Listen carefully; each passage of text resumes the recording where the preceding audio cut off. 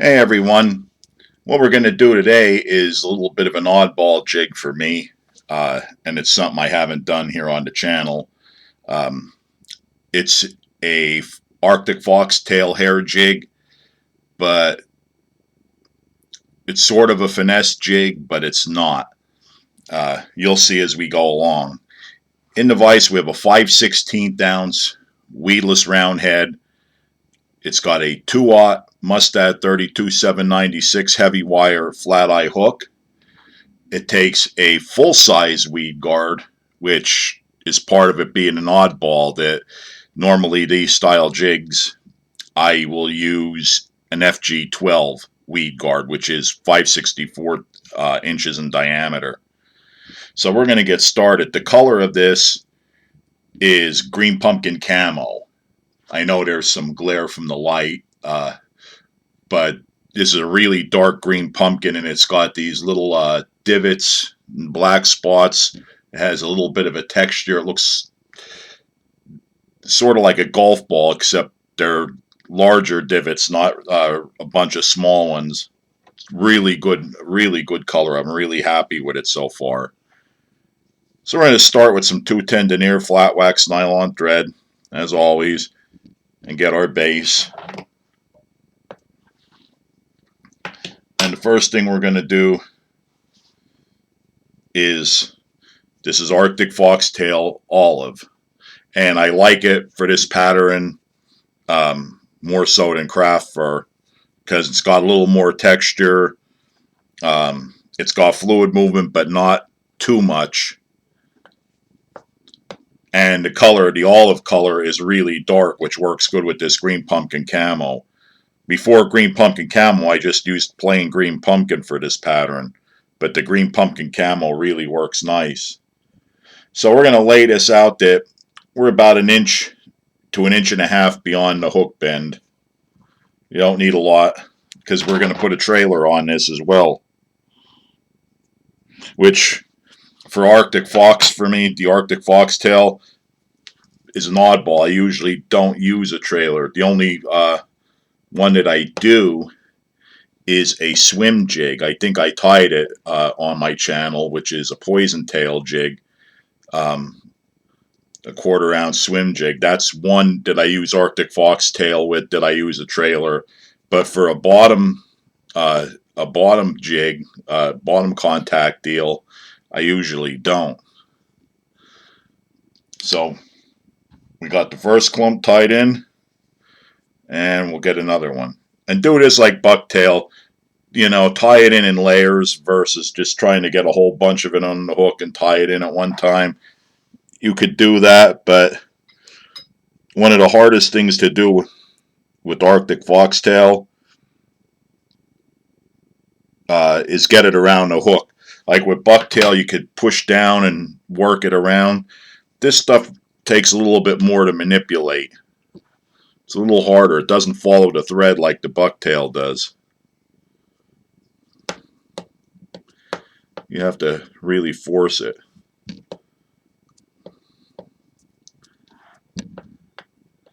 There, we're even. Pretty good. And we'll just make some tight wraps here. We're almost done. It's that quick and easy. But this is a really effective one. Again, this time of year where I live, you're starting to get warm fronts roll through, where almost like an Indian summer type deal. It happens every year here in October. You'll have that first frost, and then you start getting a little bit of colder weather, and then all of a sudden it'll get warm. It'll get back into the 70s. That's where this works really well, this type of jig. So now we got our olive in. We're going to take some black Arctic Fox. Arctic Fox tail. There's a difference between the body hair and the tail. So if you're going to replicate it, make sure it's the Arctic Fox tail. And what I do is I'm right over with, I'm trying to make the tips of this black extend right at the bend of the hook, maybe a little bit beyond, but I want the olive to come out underneath the black.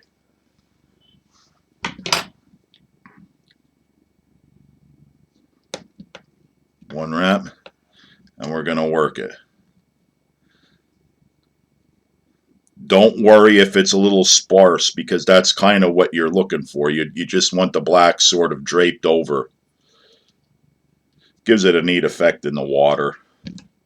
I think it's kind of natural looking myself.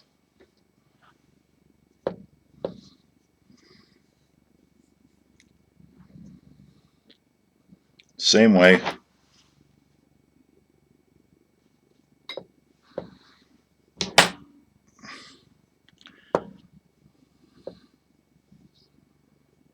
One wrap. And we'll work the material. Again, don't worry if it's sparse.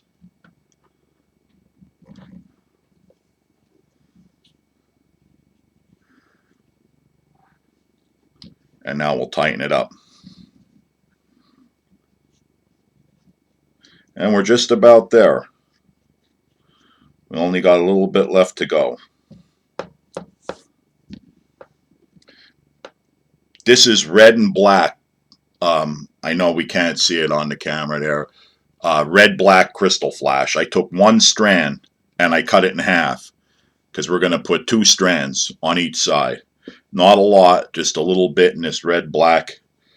And it's mainly because of the trailer that I use with this. Originally, I never used the flash, because I just used a regular green pumpkin Super Chunk Junior. But now I got a better one, and I can't stress how really nice that is with the red and black. It actually works well. It's one of the few cases where you can actually get a trailer and change the appearance of your jig to match a certain trailer, and give basically take a jig that you always made, and it turns out to be completely different, if that makes any sense to you. Everything's good. I'm going to whip finish this.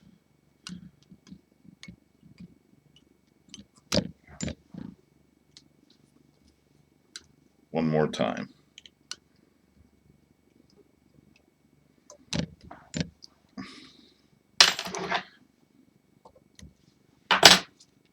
Now I'm going to take some water-based head cement.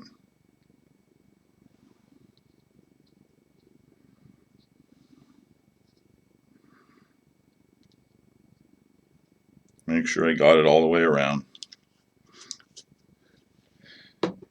And I'm going to take this out of the vise. And we're going to put our weed guard in. Take some super glue gel.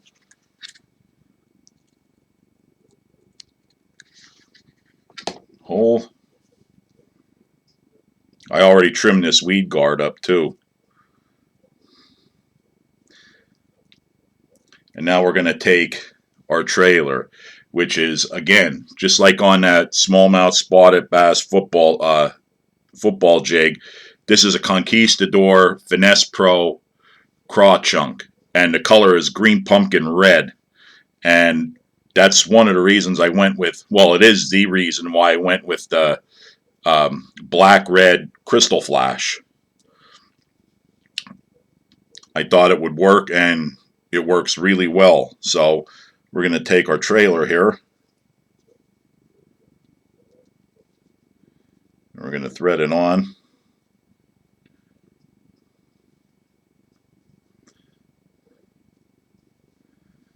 Move our hair out of the way. And you can see this is, like I said, it's an oddball because I have a trailer. It's a bottom contact hair jig, but it has a little more movement than a typical bucktail jig.